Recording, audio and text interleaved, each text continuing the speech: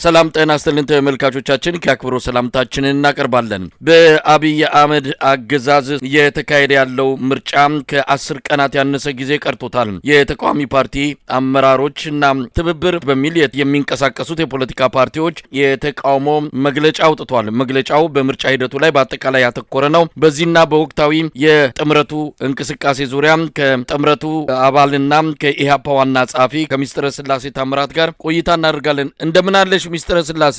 እንዴት አለህ መሳይ? በወቅታዊ ጉዳይ ላይ አንዳንድ ነጥቦችን በማንሳት ለመወያየት ነው የደወልኩልሽ። እስቲ በቅድሚያ መግለጫችሁ ምንድነው? ጥምረቱ መግለጫ አውጥቷል። ትብብር በሚል ፓርቲዎች በጋራ ተቀናጅታችሁ የተንቀሳቀሳችሁ ናችሁ። ትብብሩ ያወጣው መግለጫ አለ። ባጭሩ መግለጫው ምንድነው? እንግዲህ ባጭሩ የመግለጫውን ሐሳብ ከላይም እንደገለጽነው የምርጫውን ውጤት ከሞላ ጎደል ቢታወቅም መሰረታዊ ሂደቱና ቅድመ ሁኔታዎቻችንን ቸል አንልም በሚል ከዚህ ቀደም ስላስቀመጥናቸው ቅድመ ሁኔታዎቹ አሁንም በዝምታ የሚታለፉ ከሆነ ባሉን ጥቂት ቀናት ውስጥ ትብብሩ ስለሚወስዳቸው እርምጃዎች እንዲሁም ደግሞ በአጠቃላይ በምርጫ ሂደት ውስጥ ያጋጠሙ ተግዳሮቶችንና ወደፊት ለምናደርገው የዲሞክራሲያዊ ምርጫ እንዳልሆነ በምናሳይባቸው መንገዶች በሙሉ በማስረጃነት ጭምር የያዝናቸውንና ለዓለም አቀፉ ማህበረሰብም እና ለሚመለከታቸው አካላት ገለልተኛ አለመሆናቸው እንደተጠበቀ ሆኖ ኮሚኒኬት ያደረግናቸውንና መረጃዎቹ በእጃችን ላይ የሚገኙትን ተግዳሮቶች ይፋ ያደረግንበት መግለጫ ነው። እንደው በዝርዝር ለመመልከት ያህል ምንድነው ገጠሙ ያሏቸው ችግሮች? አንድ ቡድን ተንቀሳቅሶ ምርጫው አስቻይ ሁኔታ በተመለከተ ምርመራ ሲያደርግ እንደነበርና ያንን ሪፖርት አቅርቧል። ተሰማነው ከሆነ በአማራ ክልል 97% አስቻይ ሁኔታዎች እንዳሉ የጠቀሰበት እንደሆነ ተመልክቶ ያንን በመቃወም ነው። እስቲ ምንድነው በዝርዝር ምን ጉዳዮች ላይ ነው ትኩረት ሰጣችሁ ተቃውሞ ያቀርባችሁት? እንግዲህ ከዚህ ቀደምም ላለፉት ዓመታት ከምርጫ ውጪ ጭምር ስንታገልባቸው የነበሩ በተለይ አክቲቭ ጦርነት ላይ የሰዎች ሞት እልቂቱን፣ የፖለቲከኞች የጋዜጠኞች እስርን በተመለከተ ፍትሃዊ ዲሞክራሲያዊና ገለልተኛ ዲሞክራሲ ተቋማት አለመኖራቸውን ጨምሮ የተለያዩ ቅድመ ሁኔታዎችን ማስቀመጣችን ይታወቃል። ከዛ ባለፈ ግን በተለይኛ ስለ ምርጫ አስቻይነት ስናወራ አንዱ የምናነሳው ነገር የጦርነት ጉዳይ ነው። አሁን ላይ በጸጥታ ስጋት እንግዲህ የተለያዩ ክልሎች ላይ ተንቀሳቅሶ የዳሰሳ ጥናት የሚያደርግ ቡድን በምርጫ ቦርድ በኩል ተቋቁሞ ነበረ። በተለይ በደቡብና በቤንሻንጉል ላይ የተንቀሳቀሰው ቡድን ከሞላ ጎደል ከመሬት ላይ ያለውን እውነታ ያልካደና በተወሰነ መልኩ ከእውነታው ጋር የተቀራረበ ሪፖርት ሲያቀርብ፣ በተቃራኒው ደግሞ በአማራና በኦሮሚያ ክልል የተንቀሳቀሰው ቡድን ከ97% በላይ አስቻይ ሁኔታ አለ በእነዚህ ክልሎች ብሎ አቅርቧል። እንግዲህ የኛ ትብብር አቋም ከዚህ በፊትም ለህዝብ ኮሚኒኬት ባደረግነው መሰረት ባወጣናቸው መግለጫዎች ላይ በጣም አክቲቭ ዋር በመኖሩ ህዝብ እየሞተ በመሆኑ አጠቃላይ እየተጣሱ ያለው የሰብአዊና ዲሞክራሲያዊ መብቶችን በመግለጽ እንዳልሆነና በተለይ በአማራ ክልል ይፋ የፖለቲካ እንቅስቃሴ እንደማናደርግ ገልጸ አሁን ላይ በአማራ ክልል ሙሉ በሙሉ ሊባል በሚችል ሁኔታ በኦሮሚያ ክልልም ከዋና ዋና ከተሞቹ በተረፈ አስቻይ ሁኔታ የለም ብለን ነው የምናምነው። ስለዚህ በዛሬው መግለጫ ላይም ይሄ ሁኔታ በጣም አሳሳች፣ አደናጋሪ፣ የተዛባ መረጃ የያዘና ተዛባ ተብሎ ብቻ ሊታለፍ የማይችል በደንብ መወገዝ፣ ትክክል ያልሆነ እንደሆነ መገለጽና ህዝቡ በአጠቃላይ ደግሞ ጥናቱን ያሰራው ቦርድም ቅድም እንዳልኩ ሪዘርቬሽናችን እንዳለ ሆኖ መቀበል የለበትም በሚል ነው አንዱ ጥሪ ያደረገ ነው። ከዚህ ጋር በተያያዘ ሚስጥረ ስላሴ ምናልባት ይህን ቡድን የመራው የተቃዋሚ ፓርቲ በሚል ራሱን የሚገልጸው ኢዜማ እንደሆነ ነው የሰማነውና ተቃዋሚ ፓርቲዎች ያስተባበሩት ምርመራ ነው የተካሄደው ወይስ ምርጫ ቦርድ ነው ይህንን ጥናት አካሂዶ እንዲህ አይነት ውጤት ተገኝቷል ያለው? ከዚህ ቀደም ታስታውስ እንደሆነ አረንጓዴ ቢጫ ቀይ ተደርጎ በአረንጓዴ ቦታ አስቻይ ሁኔታ ያለባቸው፣ ቢጫ የተወሰነ፣ ቀይ ደግሞ ምንም አስቻይ የሌለባቸው ሁኔታዎች በሚል ይፋ የተደረገ ጥናት የተባለ ጉዳይ ነበረ። ነገር ግን እኛም የጠየቅነው ጉዳይ ይሄ የመንግስት ጸጥታ አካላትን፣ የክልል መስተዳደሮችን በአጠቃላይ የብልጽግናን መዋቅር ብቻ ተጠቅሞ የተጠና ሁኔታ ስለሆነ እንቀበለውም። ስለዚህ ከእኛም ጭምር የተቋቋመ ከኛ ስል ከተቃዋሚ ፓርቲዎችም ጭምር የተውጣጣ ባለሙያዎች የተካተቱበት ጥናት ሊደረግ ይገባል በሚል ተቃዋሚ ፖለቲካ ፓርቲዎች አንስተን ነበረ። በዛ መሰረት እንግዲህ ሰዎች እንድንልክ እንድንመድብ ተጠይቀናል። እኛንም በጣም ባስገረመን ሁኔታ አማራ ክልል 97%፣ ኦሮሚያ ክልልም እንደዛው ከዛ በላይ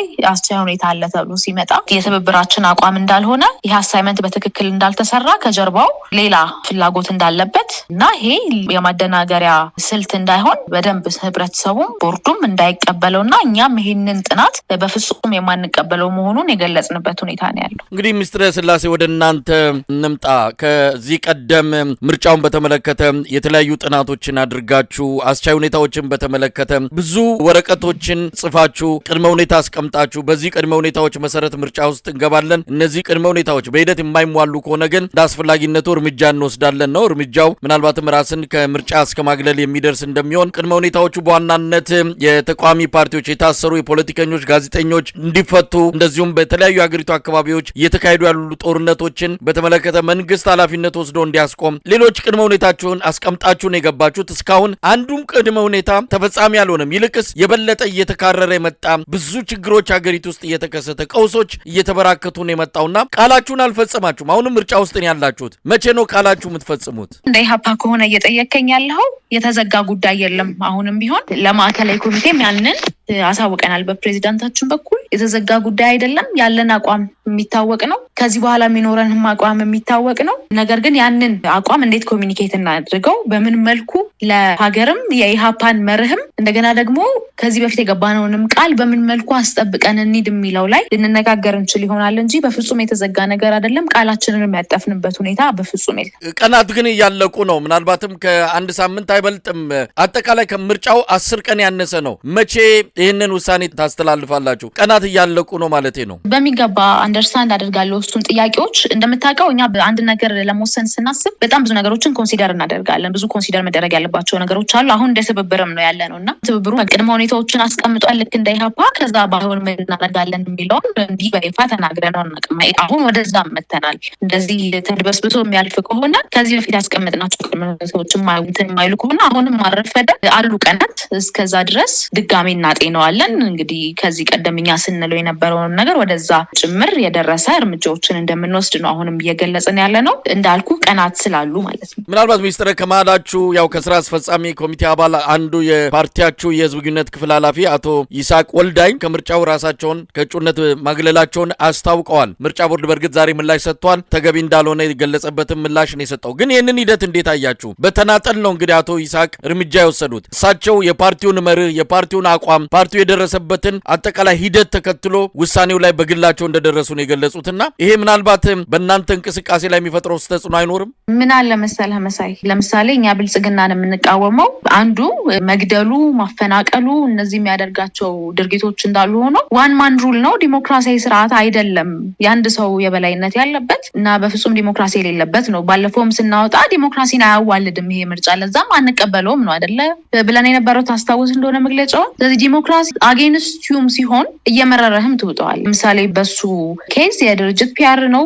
አሁንም ድርጅት ውስጥ አለ። የማዕከላዊ ኮሚቴ ስብሰባ ላይ ሁላችንም ያነሳነው ሀሳብ በቪዲዮም ጭምር ስላለ ማለት ነው። ነገር ግን እኔ ዲሞክራሲ ትክክል ነው፣ ዲሞክራሲ መምጣት አለበት የምለው እኔን እስከጠቀመኝ ጊዜ ድረስ ብቻ መሆን የለበትም ብዬ አምናለሁ። ወይም ደግሞ የሆነን ሰው ስለጠቀመ ብቻ መሆን አለበት ብዬ አላምንም። እንዳልኩ ማድረግ የምንችለው ምክንያቱም ያልነው ነገር ስለ ምርጫ ያለን አተያይ በዛ ማዕከላዊ ኮሚቴ የኢሃፓን አቋም የኢሃፓን መርህ እንዳይቀየርና እንዳይሄድ የሄድንበት ርቀት ስለሚታወቅ ማስረጃዎችም ጭምር ስላሉ አሁን የግለሰብ የስም ግንባታ ላይ አይደለም ያለ ነው። ለእኔ ወይም ደግሞ ለፕሬዚዳንታችን ወይም ለድርጅት ጉዳያችን እና ተቃውመው አይ በፍጹም በዚህ ምርጫ መቀጠል የለብንም ብለው ድምጽ የሰጡ 10 ምናምን ሰዎች ቀላሉ መንገድ ይሆን የነበረው አሁን ህዝብ ግንኙነታችን የተከተለውን መንገድ መከተል ነው። ከደሙ ንጹህ ነኝ ማለት ያ አይደለም። እኔ ብዙ የለፈውለት ድርጅት ነው፣ ብዙ ሰዎች የሞቱለት ድርጅት ነው። ያንን ሪስፔክት አደርጋለሁ። እዚያ ያመጣኝ ድርጅት ነው። ድርጅቱ ተሳስቷል ብዬ በማስብበት ጊዜ ድርጅቱ ላይ ጀርባዬን ማዞር አይደለም ፖይንቱ እዛ ውስጥ ሆኜ የተሳሳተበትን ነገር ለማረም መሞከር ነው። ቀላል አይደለም። ነገር ግን ሁሌም ቀላሉ መንገድ መመረጥ አለበት የሚል እምነት የለንም። ሚኒስትር ስላሴ አሁንም ከድርጅቱ ውስጥ እንዳለው አቶ ይስሐቅ በድርጅቱ አጠቃላይ ሁኔታ ላይ ምንም ጥያቄ የላቸውም። ይህንን በጋራ አንድ ገጽ ላይ እንዳላችሁ ብዙ ነገሮችን በተመሳሳይ ቁመናና አቋም ላይ እንዳላችሁ ገልጸዋል። ነገር ግን ይሄ የምርጫ እጩነት ጉዳይ ነው። የምርጫ እጩነት ጉዳይ እሺ፣ ምን አለ መሰለህ ንግግሮች ነበሩን ምን እናድርግ በሚል ማለት ነው።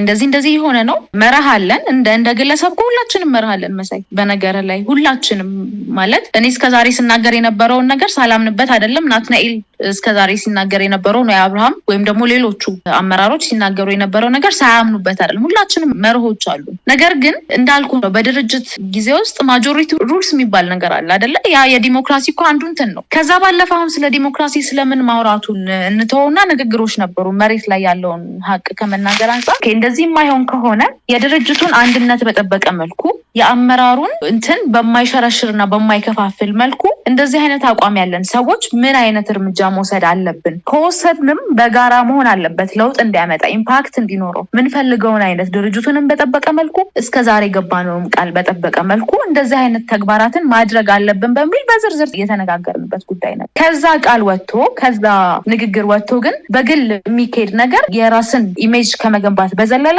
የድርጅትን መርህም የተከተለ አይደለም ከዚህ በፊት የነበሩ ንግግሮችንም የተከተለ አይደለም እውነቱን ለመናገር ካለማመን ሳይሆን ምክንያቱም እናደርገዋለን እያልን የነበረው ነገር ስለሆነ ሁላችንም የግል ትብዕና ወይም ደግሞ ገጽታ ከመገንባት በዘለለ ጥቅም አለው ብለን አናምንም እንደ ትብብር ምናውቀው ጉዳይ የለም ለምሳሌ እኔ ትብብሩ ዋና ጸሐፊ ነኝ አይደለም መሳይ ደብዳቤዎች ሊገቡልን ይገባል ይሄንን ውሳኔ ያወቅነው እንደ ትብብር ምርጫ ቦርድ ካወቀ በኋላ ለምርጫ ቦርድ ከገባ በኋላ በሶሻል ሚዲያ ላይ ሲለጠፍ ነው ይሄንን ያወቅነው በትብብሩ ገጾች ላይ ሲለጠፍና ኮሙኒኬት ሲደረግ ነው ያወቅነው ምናውቀው ነገር የለም ልልፈልጌ ነው የድርጅት አባል ስትሆን የምትሄዳቸው ቀደም ተከተሎች አሉ ተወደደም ተጠላም የድርጅት አባል ስለሆንክ ማለት ነው የምታከብራቸው መርሆች ማትጥሳቸው ህጎች አሉ ከየትኛውም ነገር በላይ እንዳልኩ ነው እስከዛሬ እሱም ሲናገር የነበረው እኛም ስንናገር የነበረው እንደ ኢሃፓ ነው ግፋ ሲል እንደ ትብብሩ የትብብሩን አቋም ነው ሪፍሌክት ስናደርግ የነበረው ከዛ ተቃራኒ ሆነ ስትቆም እንዳልኩ ድርጅቱ የሚወስናቸው ውሳኔዎች መገዛት አለብህ ድርጅቱ ውስጥ እስካለ ድረስ በአብላጫ ድምፅ ስትሸነፍ ማለት ነው ድርጅቱን መልቀቅ ሌላ ነገር ነው ከድርጅቱ በተቃራኒ መቆም ሌላ ነገር ሆኖ ሳለ ድርጅቱ ውስጥ አለው እስከተባለ ድረስ ግን የምታከብራቸው የምትገዛላቸው መርሆች አሉ እንዳልኩ ነው ዲሞክራሲ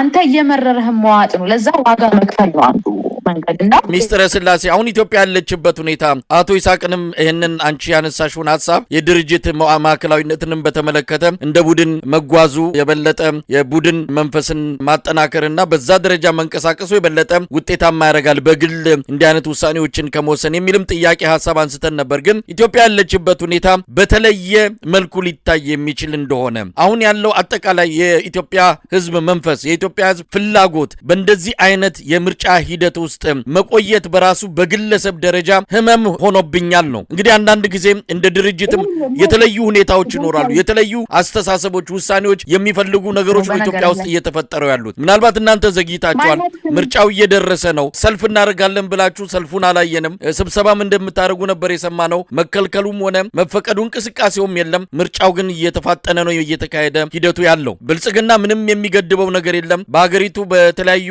አካባቢዎች የሚያደርገውን እንቅስቃሴ የመንግስትን መዋቅር የመንግስት ሚዲያዎች የመንግስትን በጀት እየተጠቀመ ሰፊ ስራ እየሰራ እናንተ ግን አቅማችሁ ተገድቦ ምርጫው ቀኑ ደረሰ በዚህ ጊዜ ላይ እንዲያን ምርጫ ላይ አልሳተፍም በሚል በግል የሚወሰን ውሳኔ ትክክል አይደለም ብሎ መውሰድ ይቻላል ወይ እኔ ስለ ውሳኔው ትክክለኝነትና ትክክል አለመሆን አይደለም እያወራ ያለሁት አንደርስታንድ ካደረከኝ መሳይ እንደዛ መሆኑ አሁን የተወሰደው እርምጃ ትክክል ሊሆን የሚችለው ተመሳሳይ አቋም ያለው አመራር ባይኖር ነበር ኮር አመራሩ የኢሃፓ በእንባ ጭምር ነው እንደዚህ አይነት ምርጫ ውስጥ እንዴት ኢሃፓ ይሳተፋል ብለን የለመነው ማዕከላዊ ኮሚቴውን ያ ካልሆነ እኔ እንደዚህ አላደርግም ብለን ለማዕከላዊ ኮሚቴው ተናግረናል ስለዚህ ተመሳሳይ አቋም ያለው አመራር ትንሽ አይደለም እንዳልኩ ነው ያንን የተቃወመ አመራር ወደ 10 ምናምን የሚሆን የማዕከላዊ ኮሚቴ አባል ነው በአብላጫ ድምጽ ይሸነፍ እንጂ እነዛ ሰዎች አሁን ስለ ኢምፓክት ነው አይደለም የምናወራው ማለት አፍተሮል እኔ ወጥቻለሁ ከደሙ ንጹህ ነኝ ማለት አይደለም በእኔ አረዳድ ጥቅም ያለው መውጣታችን ትርጉም መኖር አለበት ነው ምክንያቱም የድርጅት አመራር እንደሚስጥር አይደለም ማስበው መሰለኝ እንደሚስጥር ቢሆን ፎርዛት ማተር ምርጫ ውስጥ መጀመሪያም የመሳተፍ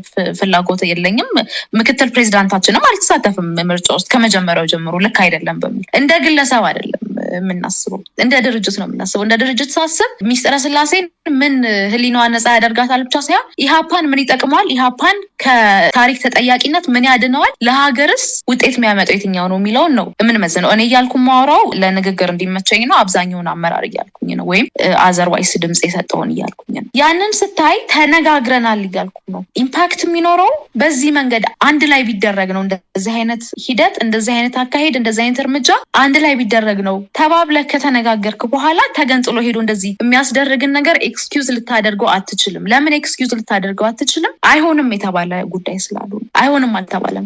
ይሄ ነገር እንዴት እንወጣለን አልተባለም። እንዴት እንቀጥላለን የተባለ። ሁለተኛ እንዳልኩ የማዕከላዊ ኮሚቴ ውሳኔ በእንጥልጥል የተተወ ነው። ከዚህ በኋላ ሪኮንሲደር የምናደርግባቸው ምክንያቶች አሉ። ለምሳሌ ትብብሩ ሪኮንሲደር ሲያደርግ ትብብሩ በዛሬው መግለጫ ላይ ሪኮንሲደር አደርጋለሁ እያለ ነው። ያዝም ብሎ የመጣ ጉዳይ አይደለም። እንዳልኩ ነው ውስጥ ሆነን እያስተካከልን ያለናቸው ብዙ ነገሮች አሉ። እኔ የማስበው እንዴት ውስጥ ሆኜ ኢህአፓ ከታሪክ ተወቃሽነት ላድነው እችላለሁ፣ እንዴትስ የራሴን መርህም ሳልጥስ እሄዳለሁ የሚለውን ነገር ነው የማስበው። እንዳልኩ ቀላሉ መንገድ አይደለም። ዛሬ እኮ እንደዚህ አናወራም ነበረ በቀላሉ። ኦኬ ሚስጥር ራሷን ከምርጫ አገለለች ወይ አብርሃም ወይ ደግሞ ናትናኤል ወይ የሆነ አመራር ራሱን ከምርጫ አገለለ፣ ዘንዋት የሚባል ነገር ይመጣል። ድርጅቱን አይከፍለውም። ይሄ ኢህአፓ እኮ ወደድንም ጠላንም እየታገለላቸው ያሉ ዜጎች አሉ። ለምን ይከፈላል ድርጅቱ? ለምን በአመራር መካከል ያለው ልዩነት ይታያል? ማድረግ እየቻለን ማለት ነው ነገሮችን ውስጥ ሆኖ ማስተካከል እየተቻለ ምናልባት አሁን በዚህ ሰዓት ስለ ዲሞክራሲ ማውራት ቅንጦት ሊሆን ይችላል። አፍተሮል ግን ሁላችንም አላማችን በየትኛውም መንገድ የምንታገል ለህልውናችን፣ ከዛ ህልውናችንን ካስጠበቅን በኋላ ዲሞክራሲያዊ ስርዓት ለማምጣት ነው የምንታገለው። ሌላ ታሪክ የለውም። ያንን ከዚሁ ፓርቲ እየጣስኩት እንዳልተነጋገርን አድርጌ እኔ ብቻ ነኝ እንደዚህ አይነት የወሰንኩት እያልኩኝ ፓርቲውን አሳልፌ እየሰጠሁኝ አይ ይሄን ለህዝብ ነው እያደረግኩ አይደለሁም። ምክንያቱም በፕሮክሲሚቲም በምንም ብታየው ጓዶች ይቀድማሉ። አሁን ላይ አይደለ አብረን ነው እየታገልን ያለነው። ተመሳሳይ አቋም ነው ያለን። ተናግረናል። ያልተናገርነው ነገር አይደለም። ከመጀመሪያ ጀምሮ ከዛም በፊት ወደ ምርጫው ሲገባ ጀምሮ የተናገርነው ነገር ነው እና ያ ሁሉ ኮሚኒኬት በተደረገበት ለብቻ ሄዶ አይ እኔ እንደዚህ ስላላመንኩበት ኢህአፓ ግን እንደዚህ ስለሆነ መግለጫዎች አለ ከድርጅት መርህ አንጻርም እንደ ትብብርም ከተቋቋምንለት መርህ አንጻርም በጣም ያፈነገጠ ድርጊት ነው። እንዳልኩ ግን ከውሳኔው አይደለም ጥሉ ከውሳኔ ወይ ደግሞ ከመውጣት አይደለም። በጣም ብዙ ጊዜ የተናገርነው ነገር ስለሆነ ማለት ነው። በምን መልኩ ነው የሚሆነው የሚለውን ነገር ግን መነጋገር አስፈላጊ ነው ብዬ አምናለሁ። እንግዲህ አቶ ይስሐቅ በዚህ ጉዳይ ላይ ማብራሪያም እንዲሰጡ እናደርጋለን። አንዳንድ በገለሻቸው የድርጅት ማዕከላዊነት አካሄድ ላይ በእርግጥም እኛም ጥያቄ ማንሳት ነበረብንና አድርገነዋል። ግን በተለየ ሁኔታ የሚታዩ አጠቃላይ ሁኔታዎች ስለተፈጠሩ በግል ወስኛለሁ የሚል ነው። ተጨማሪ ማብራሪያ እንዲሰጡን አቶ ይስሐቅ እናደርጋለን። ግን ወደ እናንተ እንምጣ።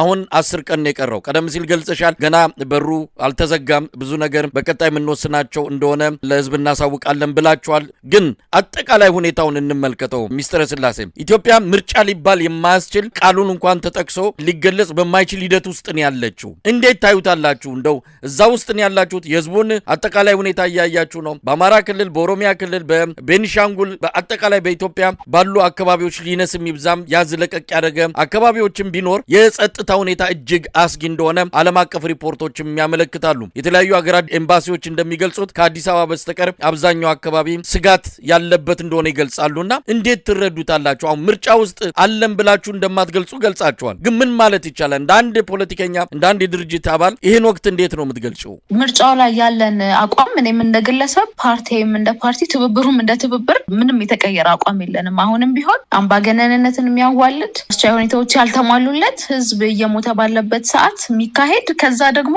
እንደው ሌሎቹን እንኳን አብዛኛው ተቃዋሚ ነኝ የሚል ፓርቲ ስለነዚህ ጉዳዮች አንስቶ አያውቅምና እንደው ራሱን ቀጥታ ስለሚመለከቱት ጉዳዮች ብናነሳ ስለ ካርድ አወሳሰድም ብትል ስለ ሂደቱም ብትል ስለ ሚዲያዎች ብትል ከሁሉም ተፈትኖ የወደቀ ሂደት እንደሆነ ነው የምናምነው። አሁን ምንም ጥርጥር የለውም። ለኛ በአሁን ላይ ያለው የምርጫ ሂደት ስርዓትን መቀየሪያ ሂደት ነው ብለን አናምንም። የትግላችን አንዱ ማዕቀፍ ሊሆን ይችላል። በቃ ያ ነው ከፍተኛው ሊሆን የሚችለው ነገር አንዱ እሱ ነው። ነገር ግን በፍጹም ዲሞክራሲያዊ ሆኖ ህዝባዊ መንግስት የሚያመጣ ህዝብ የመረጠው መንግስት ወደ ስልጣን የሚመጣበት እና አሁን ያለው ስርዓት ደግሞ ስርዓት የሚይዝበት በራሱ ነው ብለን በፍጹም አናምንም። እንደዛ የምናስብ በጣም ኢኖሰንት እንትንም አይደለንም።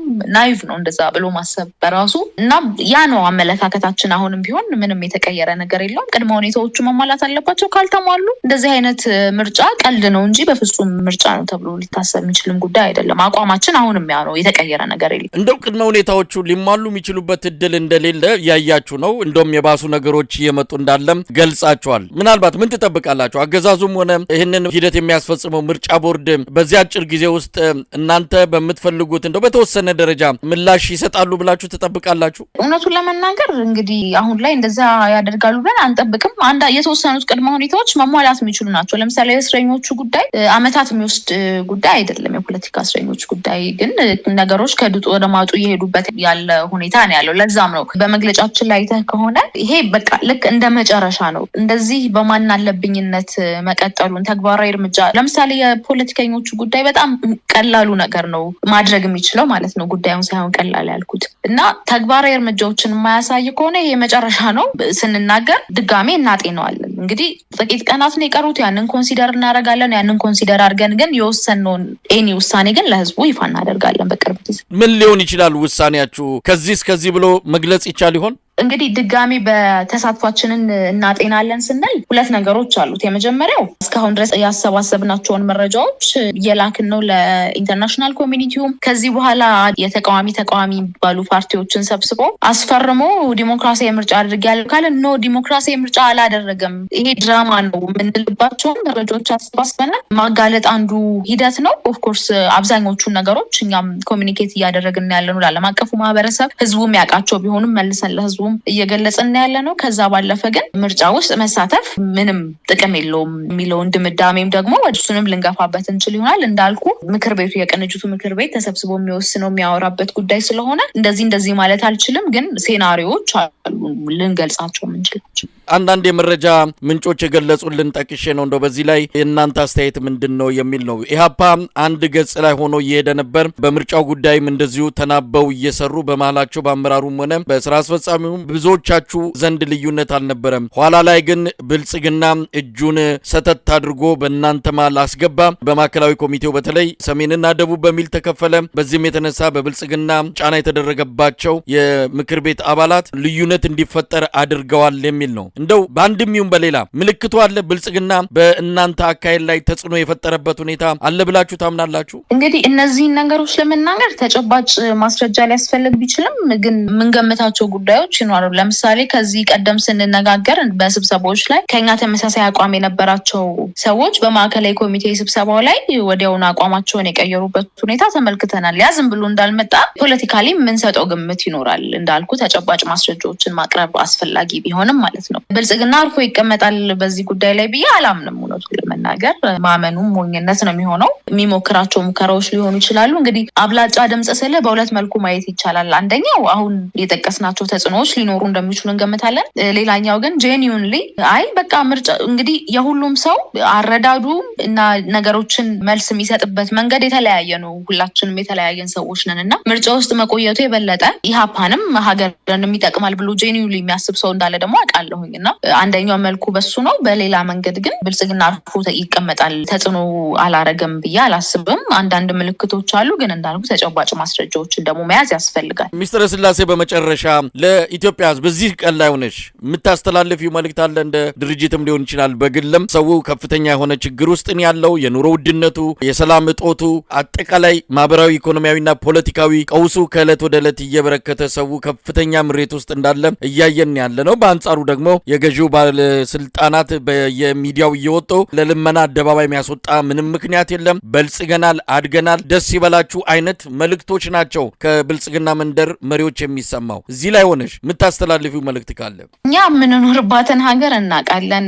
የህዝቡን ኑሮ እናውቃለን። የህዝቡ አካል ስለሆነን የተነጠለን አይደለንም እንደ አንዳንድ ባለስልጣናት እና እውነታውን እናውቃለን። እውነታውን ደግሞ ለዓለምም እናሳውቃለን በምናገኛቸው አጋጣሚዎች በሙሉ። ኢትዮጵያ የብልጽግና ቴሌቪዥን ላይ እንደምትታየው አይደለችም። እኛ የምንኖርበት እውነት ይሄ ነው እያለን ትክክለኛ ያለውን ሁኔታ ከምርጫ ጋር በለው ከሰብአዊና ዲሞክራሲያዊ መብቶች ረገጥ አንጻር ያሉትን በሙሉ ከኢኮኖሚም አንጻር ኮሚኒኬት እናደርጋለን፣ እናውቃለን። ለዛም ነው እየታገልን ያለ ነው። ህዝቡ ነጻነት በነጻ እንደማይገኝ መረዳት አለበት ብዬ አስባለሁኝ። በተደጋጋሚ ያልነው ነው። ይሄን ነገር እውነት ነው። የሆነ ሰው መጥቶ ነጻ እንዲያወጣው የሚጠብቅ ሰው በዝቷል። ያ እንግዲህ የሚሆን አይመስለኝም፣ ብዙ አመት ስለጠበቅን ማለት ነው። እና ሁላችንም ለነጻነታችን ባመንበት መንገድ መታገል አለብን ብዬ አስባለሁ። እኔ እንደ ሰው እንደ ግለሰብ እንደ ፓርቲ ደግሞ ከዚህ በኋላ በመናደርጋቸው ከዚህ በፊትም ስናደርጋቸው የነበሩ ነገሮች የሚታወቁ ናቸውና እንግዲህ ከጎናችን እንዲቆም ከኛ ምን መጠበቅ እንዳለበት በራሱ ማወቅ አለበት ብዬ አስባለሁ ሰው። ምክንያቱም የኛ የትግል መንገድ የሰላማዊ መንገድ አማራጭ ስለሆነ በዛ ማዕቀፍ ውስጥ ግን የሚጠበቅብንን ነገር እንግዲህ ለማድረግ እየሞከርን ነው። በሚገባው ልክ አላደረግን ይሆናል፣ እሱን እንወስዳለን። ግን በምናደርጋቸው ነገሮች ከጎናችን እንዲቆም ግን በአጠቃላይ ነጻነት በነጻ እንደማይገኝ ተረድቶ ለመብቱ ለሰውነቱ ለሀገሩ እንዲታገል ነው ጥሪን ማቀርበው። በጣም አመሰግናለሁ። ሚስጥረ ስላሴ ታምራት የኢትዮጵያ ሕዝባዊ አብዮታዊ ፓርቲ ኢህአፓ ዋና ጸሐፊ እንደዚሁም የትብብሩ ዋና ጸሐፊ ለነበረን ቆይታ ከልብ ነው አመሰግነው። ሰሞኑን እንደምንገናኝ ተስፋ አደርጋለሁ። እግዚአብሔር ይስጥልኝ። እኔም አመሰግናለሁ።